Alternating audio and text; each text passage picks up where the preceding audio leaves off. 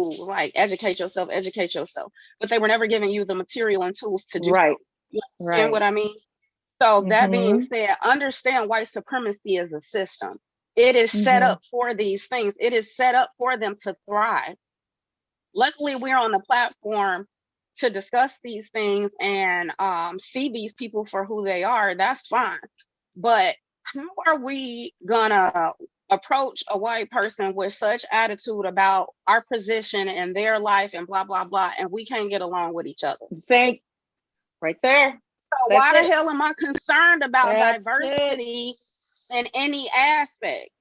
You That's know what it. I mean? Let's get it Mm-hmm. together. We have so many dividing factors among ourselves. That's Number right. one, religion. Number one, religion. Mm-hmm. That is the number one breakdown of us. So Mm-hmm.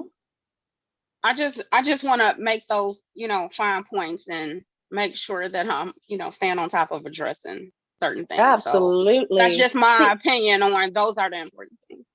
yeah, and then no, that's what I'm saying. Like, we have so much that we're working against, and I don't want to keep talking about the people who are causing the issues. It's like, it's warriors, it's fighting for our community, for our people. What do we do? I mean, where do we start? I don't even know where to Come start. together. But yeah, come Put together. your But it's just like, ego to the side, because whether you are male, I'm sorry, a woman or a man, because I only deal in women and men. Let me be clear. You can be a female All right, and Mr. not be a Bell. woman, All and you right, can be Mr. a Bell. male and not be a man. Okay, so let All me right, be Mr. clear. Bell. But the premise of that is finding men and women and coming together. The problem is that people's ego, and by ego I mean your religious background, how you carry yourself, how she dressed, what she looked like, all of these things that we nitpick at each other about. You know what I mean? All of these things are what divide us. Let's come to a common ground and come together, Well, because we don't need to be yes, on the same page on everything going on in our life. Let's start with one thing and start build from somewhere. there. So, like, I love, I'm a part of the Leaders Network that David is president of, and they have some amazing things trying to. I don't know how the progress is. If you want to share that, David, about the credit union on the, is it the west side? Yeah, it's primarily on the west side, and it will really be for anybody who wants to be part of that. But the Leaders Network, it was founded by Reverend Marshall Hatch, Reverend Ira Ackrey, and Reverend Cy Fields back in 2005. They came together to provide relief for victims of Hurricane Katrina, and just stayed together fighting for a number of issues. Getting clean water for Flint, Michigan, fighting for justice for Anjanette Young, the black woman who was arrested and handcuffed while naked in her own home, fighting for justice of other victims of police misconduct, advocating for an end to the violence and more peaceful streets.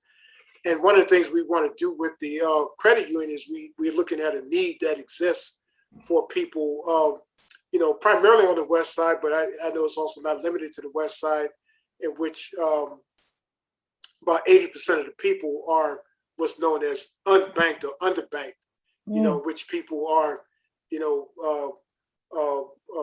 those cashing their paychecks at currency exchanges and just just a whole bunch of things. We see an opportunity to kind of bring people more into the mainstream of life and success of life in the community.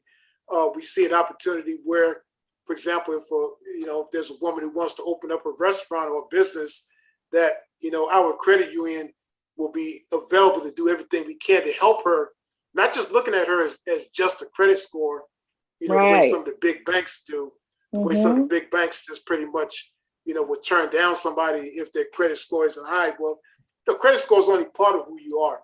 Somebody who has been doing some very positive things, we want to be able to help out that person who wants to, can open a restaurant, open a dry cleaners, open a shoe store, open a clothing store. We want to be we need transformative change. Keep the money circulating in our community. Yeah, and help out people who right now are, dependent upon payday loans and paying exorbitant prices for that, or people who are cashing their paycheck at a currency exchange, where they're taking all kinds of exorbitant fees. We want to help bring our people into the 21st century of what it means to have a community-based credit union, a group of community activists and leaders who are operating a credit union for the community. And so we are determined to start one, because we know people really need that. People need to have a financial institution they can trust, and the people who are, and I know you know this too, Char, from tuning into our Leaders Network meetings. I mean, it's just people of such high integrity. It's people who just give so much. One of the people who's leading it is a woman named Michelle Collins, who's a retired banker, and she's put in more time than somebody who is, doing this full time, but she has a love for trying to make this work, And in fact, she's visiting her grandchildren in California, her children and grandchildren in California. She's going to call in tomorrow from California. Oh, wow. She's going to get onto our meeting at 7:30 Pacific time, 9:30 Central. But I'm just saying, it's just a real love for people. And so I'm looking forward to how that goes. And the last thing I'll just say about that, we embarked on a plan that Reverend Hatch conceived of, which is to the 5,000 for 30 for 5,000 plan to identify 30 people who would like to contribute or raise $5,000 to become part of our founders circle for the Leaders Network Credit Union. And we'll make sure to have some kind of a plaque or something once we open up the credit union, recognizing that founders circle of people. But people are giving, what they can. Some people give, $100, $500, $25, $20, it's whatever they can to support it. Mm-hmm. So I go back to Black Wall Street. That's all I know of. But like Anita was mentioning, there's been a lot. I mean, because for our people to come out of slavery with nothing, and then they build something so amazing that those people are still threatened by it, that they had to destroy it. So what is it about them? I feel like our people are in our little corners doing little things, but we're not a unit. We're not working together. Go ahead, Henry. So check this out. So we've got a couple of things. We're put on hamster wheels on purpose. We have to work to live. So we put on the hamster wheel. We get distracted by shiny objects. That's that thing I say all the time. We love shiny objects. Yes. To the point April was making, so spirituality and religion are two different things. Absolutely. So the problem with a lot of religious organizations is that they are organizations and there are people behind those organizations, and they become something other than what maybe the person that founded it had the original intent for. Real quick story. So in 1996, my older brother was murdered. Oh, I'm sorry. Oh my God. So, but after that, when we tried to find out what happened, I went to the police, got a copy of the police report. It might as well have been a black sheet of construction paper. It was so redacted. So no information there. Went to the police station, where the district of where he was murdered. A black desk sergeant. When I asked, how are you guys looking into his murder? He told me, we're not going to be doing that. You need to get out on the street and you need to find out what happened. You need to do your own investigation. So I went to Operation Push. Now, I don't know if this was before or after. I used to play music on the Saturday morning, based on the Saturday morning programs for a minute. But I went to Operation Push. It's like, hey, can you guys look into this? I need some investigative reporting done, something. I'm not making any headway with law enforcement or anything like that. I was asked if I was a member of PUSH. I said, no, I'm not a member of PUSH. I said, well, we only No.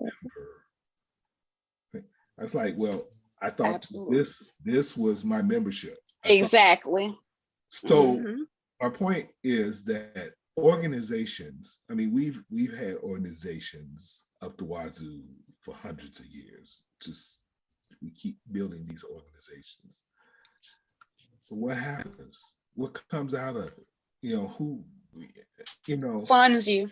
I just don't understand. And that's not, David, that's not speaking to you, the organization that you Absolutely. But what I'm saying is, like you said, Char, we got people doing things here now, and there's no one solution to our problem in the diaspora. Some people get hung up on, well, you should be keeping the kids at home. Somebody need to be okay, that's one aspect. Or we need more education. Okay, that's another aspect. Or it's a multi-pronged battle.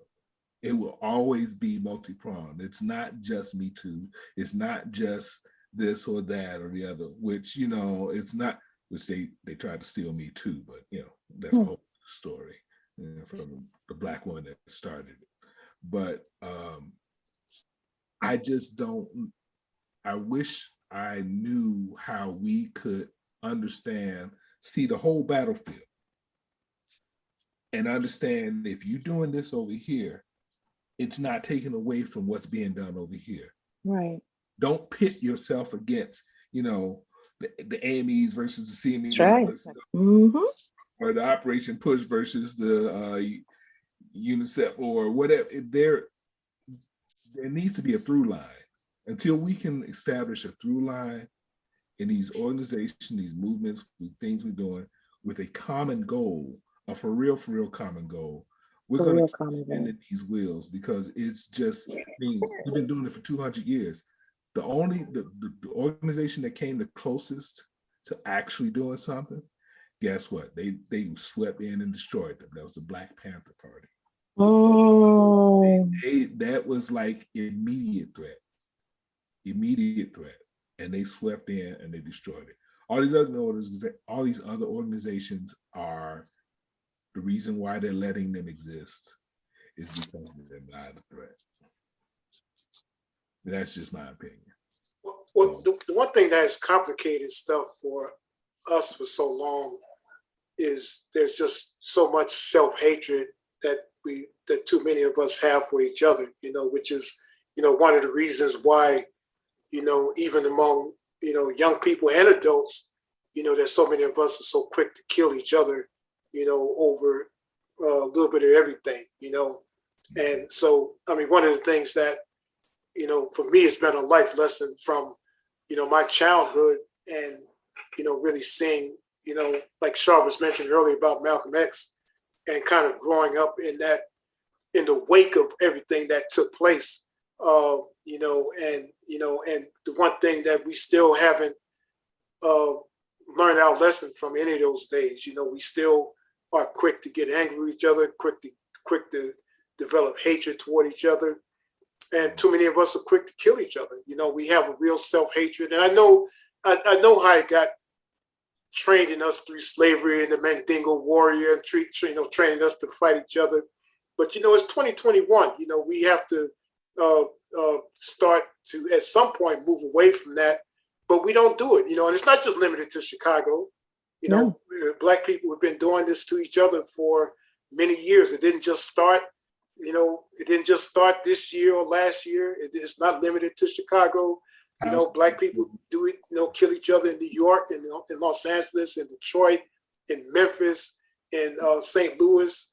That's, and so I just think that, to me, I always look for people who just have a kind of principle and integrity about them, whether they are a member of an organization or not. I'm looking for people who have a principledness about them, who want to make the community better. Even the Haitian Leaders Network just came along because I attended the funeral of Sandra Bland back in 2015. You may remember, she's the woman who died in custody of the police in Texas. And I happened to see Reverend Ira Ackley, who was also attending the funeral. He wasn't speaking there, he just attended the funeral just as a member of the community, just like I was there. And so then he invited me to come to the monthly meetings of the Leaders Network, and I just met people who not only were contributing their time, but they contribute their money and resources. And none of the folks there are there to get rich. You know, these folks who are trying to do the best they can. So to me, through the work that I've been doing through the Leaders Network and through the All Stars Project, and just living as a human being, you know, because I started this long before I was a member of any organization. I didn't have a choice, you know. My parents were activists. I didn't have a choice. They brought me to things, you know, before I even knew why I was there. You know, but thank God that they did that. But I always look for principled people, and so you know, one of the principal people that I know is Orlando Caesar, who CHAR was mentioning, and I'm so thankful he introduced me to CHAR, who's just another wonderful, just principled, decent, beautiful person. And I just appreciate you, Char. And that's what it's about. You're trying to look for people who are trying to do good things. I mean, I try to break it down to the most simplest element, you know. Because you have to, because it's so big. There's no way. You have to start little steps, baby steps. You know, but we kind of still have to make haste, because I just feel like I have an eerie feeling. There's something else brewing that we don't know of. How do we come together and, you know, like, strategize? Quick thing, there was something that April said that I really agree with. April, don't forget your thought. That we don't have to finish each other. We don't all have to be doing the same thing, you know. And so when April says that is 100% right. We don't all have to be doing the same thing. But we can support each other in different ways, but we all can do different things, and we can make our community better by supporting each other.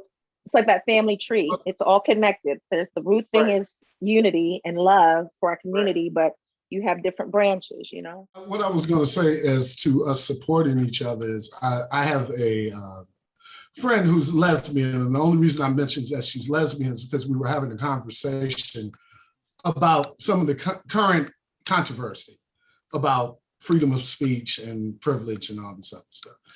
And she made a point that as a lesbian, she supported, so what my overall point is that we can learn as Black. It's funny that other groups of people adopted, when we were at our best, as far as like social movements and moving forward, there was a lot of unity and people learned from us. And now it's almost like flipped, that we need to learn from some of these other communities, because they do stuff with intention. So my friend was saying that, like, you know, with the push for trans rights and bathrooms and all of, and like she said, I could care less. I go to the ladies' room, I'm a girl. Right. She said, but when I wanted to get married, the trans people, everybody kind of got into the, okay, we're behind this. Whatever the issue of the overall community was, they set aside their individual needs and got behind this, because they knew that a unified voice with purpose would get heard. We as Black folks, we're diverse. You know, we're not a monolith. We all have different concerns. We have, you know, class works different with us, but there are, you know, there's the educated, the uneducated, the middle class, the working class, all of the, and everybody has their own individual needs, but we have collective needs. And what we need to do is really start to understand how to implement our collective needs over all of our individual needs. You know, because I mean, I always say that a lot of, we have an economic deficiency, and our economic deficiency as a community holds us back, which takes us all the way back to Haiti. Haiti had, you know, because of all the money that was going out of the country between dictators and bills and all of that, you can't sit up and sneer at them and go, oh, well, why are they so poor? You know, they've been free for, well, because you know, we took all their money. And what kills me is I look out like on my block and all of the empty, like this used to be a white neighborhood, and it's been a Black neighborhood since the 70s, I guess.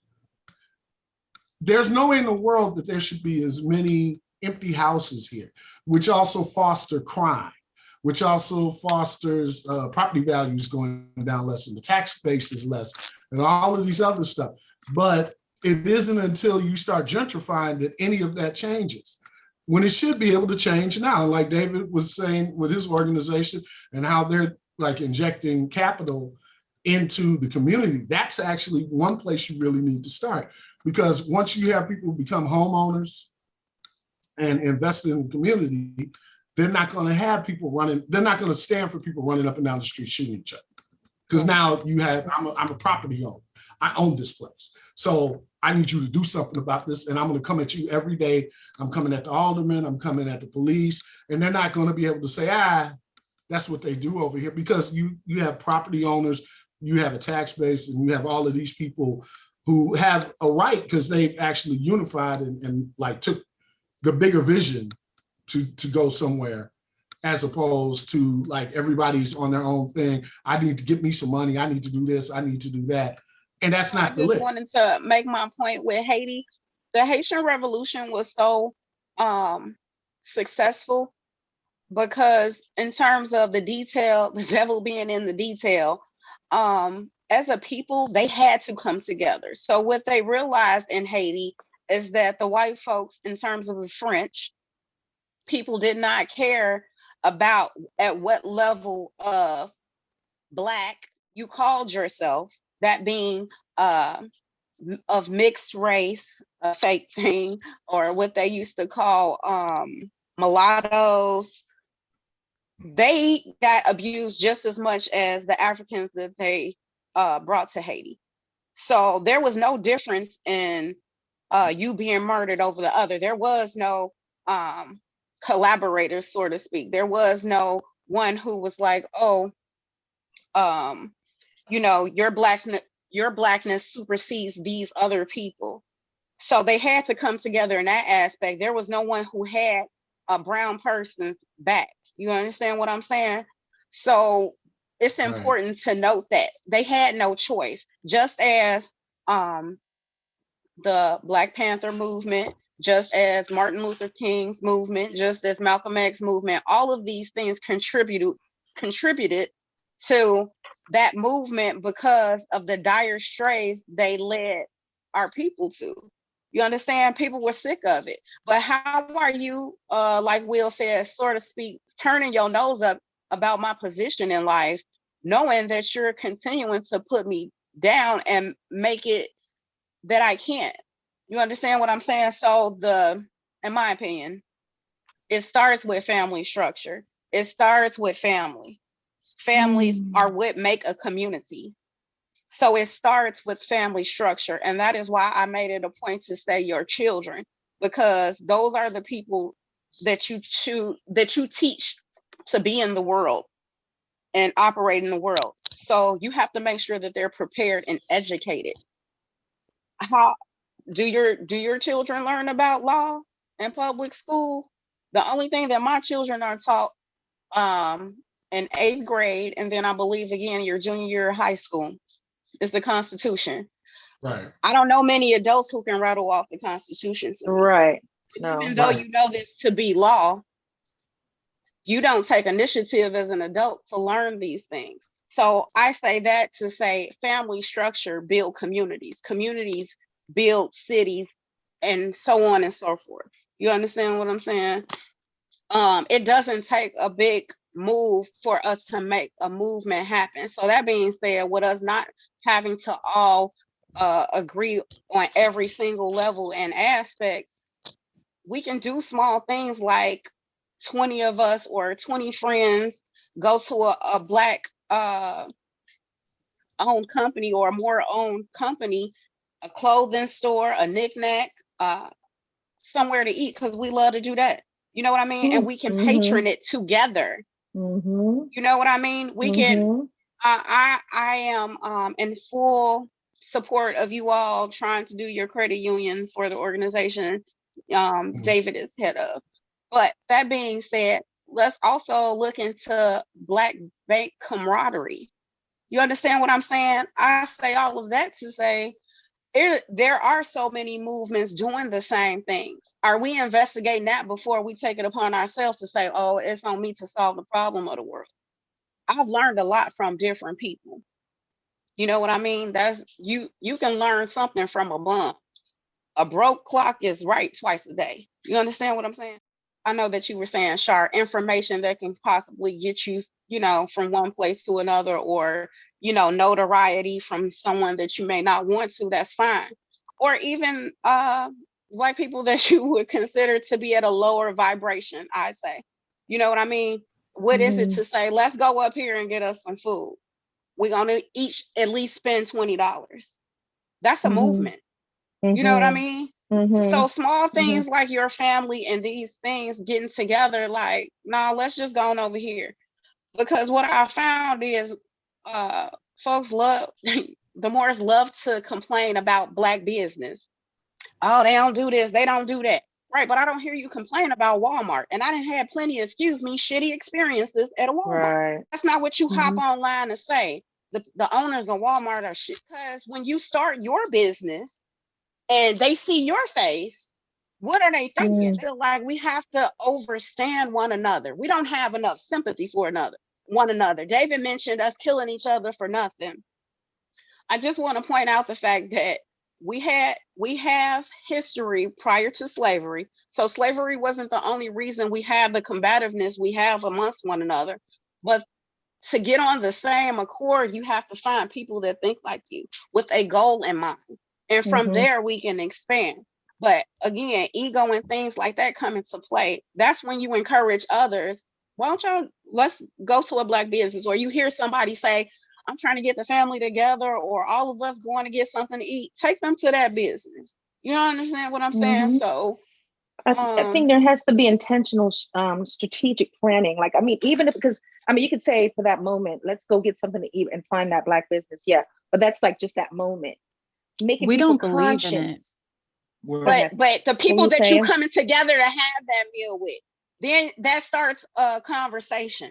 Yeah, that's what I mean. That's what I mean by leading to other things.